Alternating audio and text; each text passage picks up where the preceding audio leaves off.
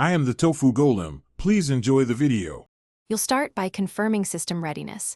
Make sure you're on Windows 10/11 or Mac OS and have a Microsoft account. If you don't, create one with an email and strong password and enable two-factor if desired. Once done, open the OneDrive app from the Start menu or Applications folder. The installer may run automatically.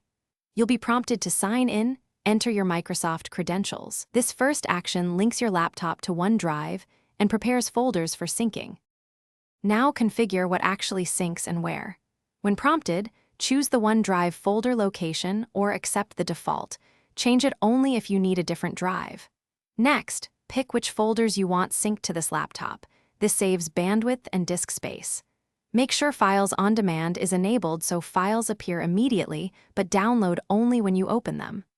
Once these settings are saved, OneDrive begins initial upload and download. Monitor the status icon in the taskbar to track progress.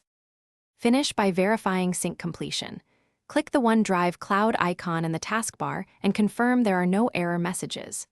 If you see sync conflicts, pause syncing, resolve file versions, then resume. To fully reset, unlink this PC in Settings and sign in again to reconfigure. If sync stalls due to space, use Storage Sense or the OneDrive settings to clear locally stored files and enable Files on Demand. One key troubleshooting tip: restart the OneDrive app and sign. Thanks for watching. Consider subscribing if we helped you today.